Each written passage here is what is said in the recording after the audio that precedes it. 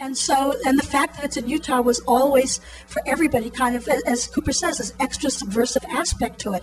And the fact that the world media was here meant that you could make a really big difference from this spot, both to the nation and the world. So for me, again, it's a question of right aim, wrong tactic. I think, unfortunately, Prop 8 is one situation where it's not by any means necessary, because I think some of the means have been wrong, and I think that was a very silly, a very understandable and angry, but ultimately silly kind of reaction. And it just also shows what people don't know. They don't know that Salt Lake City isn't a Mormon majority city. They don't know that the University of Utah is a really progressive university. People don't know what goes on in the middle of the country, and that's another part of the problem. Back to the internet, it's just all happens so fast. It's like, oh, you have all these other boring stories to tell. The boring stories of truth is what we're dealing with here, and that's really, it's hard to tell. It's like, well, the truth is this, but nobody wants to hear that. They want the drama. They want the, excitement. They're angry. I mean, that's what it was about. They're angry, and they wanted to lash out at somebody, And they had a well-designed website. Like, I'm kind of convinced that's all it takes these days, is you put up a decently designed website. Damn, is that true? There you go.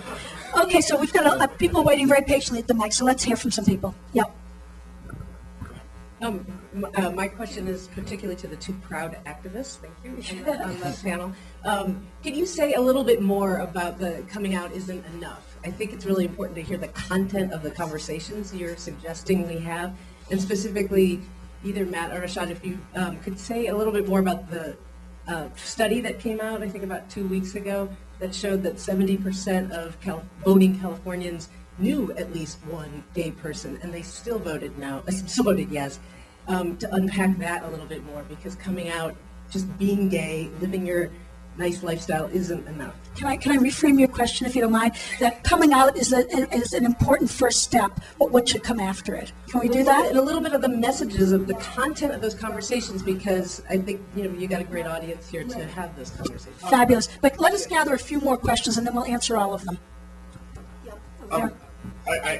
Mine's more of a comment to open up for discussion, but as a gay LDS returned missionary that considers myself a person of faith, I have to say I felt a lot of discrimination and hatred toward me as a Mormon identifying person during the whole Prop 8 issue.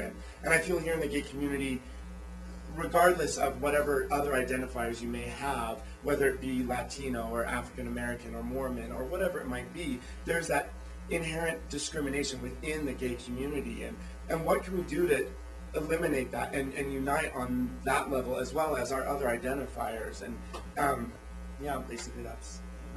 Thanks so much. Okay.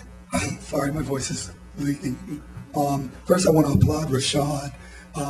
Definitely, I think the situation first with Prop 8, I'm from Florida, so we had Amendment 2 on the bill, and that was heavily targeted toward the African American churches. We had pastors and ministers in Florida saying voting to which way to vote. Also, the wording, I think, in all of these amendments has been very confusing, and it confused a lot of my straight friends, so I had to correct on.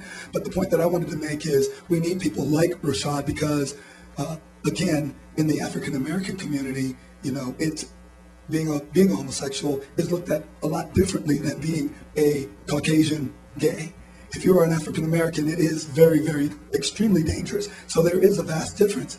And I do think we do need these type of people like Rashad going out and showing people that we are not what the stereotypical gay person is. So I applaud him for, I've seen him on CNN, I've seen him on Fox, I've seen him all over and those times, but we need that. I made a point yesterday to some of the people that I work in the Queer Lounge with that we don't have a black Ellen. We don't have a black Rosie. So when people are trying to learn from us, they don't see that. And then when our straight African American families see that, they don't see those.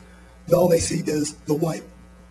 And again, that's when I think one of the things that I think that we need to do. And as far as this, I think campaign-wise or marketing-wise, we failed miserably in every aspect. So we can make many mistakes, many comments on it, but we failed marketing. And again, they did have a head start on us, but we have more than enough gay publicists, gay marketing people that we should have been able to put a much better campaign together. But I would like to see a little bit more of and again, I think Rashad may be able to speak on this, more people like a Wanda Sykes coming out and identifying as gay, African American, female, gay. We don't have that. And in our community, if we can establish that, I think then the ball is just going to keep rolling out. And that's my comment. Very good, thank you. I'd like the panel to address these last three comments and questions. I think it's a good place to just pause, and then we'll go back to taking more. Who would like to start? Well, there was a study done a couple of years ago. First of all, thank you. That was very nice. But I think that we need many people involved in the movement, and I have no way do not want to carry any type of weight on my shoulders for a whole lot of people. But I'm an activist, and that's what I do. UC Davis did a study that said that, that tracked like how many people know someone who's gay. And out of that portion, there was a good percentage of people that said they knew someone who was gay. But out of that, 80% said they didn't have regular conversations. The people it was never really addressed.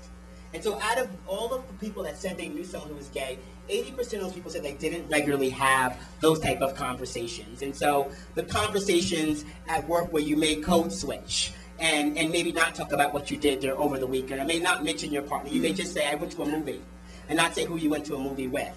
You might not put the picture on your desk. And lots of times when I, from GLAAD, go to sometimes some of our corporate sponsors and speak to their LGBT resource groups, I ask how many people have significant others on their desk at work. How many people are having those type of conversations? Because that's and the woman who asked the question about the conversations, that's what we mean by the type of conversations.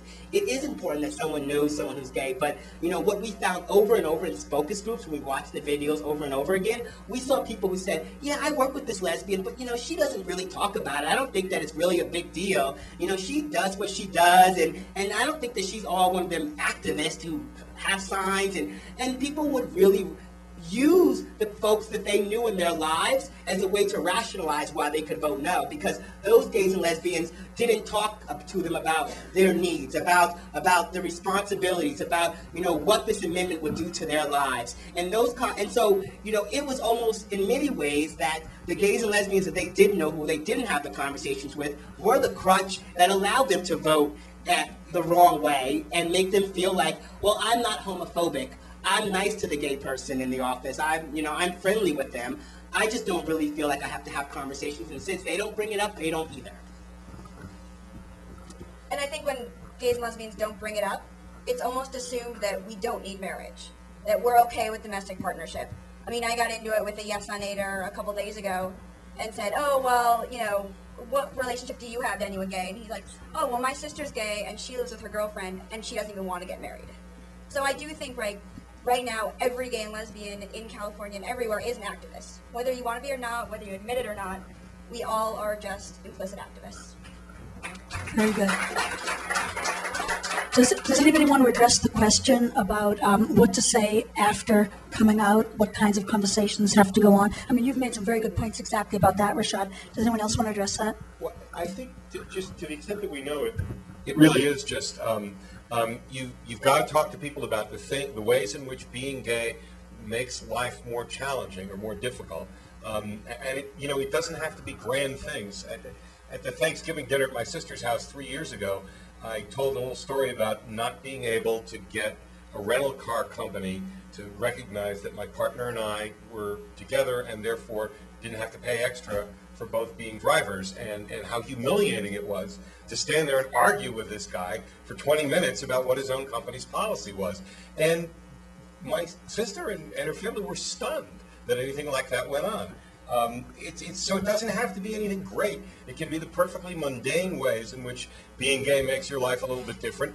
And I also think it's the ways in which your life isn't really different, in which you face in a relationship, it's still a relationship, all the same challenges that everybody else does. Because the double message that you want to bring home is that at the end of the day, same-sex relationships are as varied and different as heterosexual relationships, but they run basically the same gamut, except we also face some special challenges. That's the combination that moves people.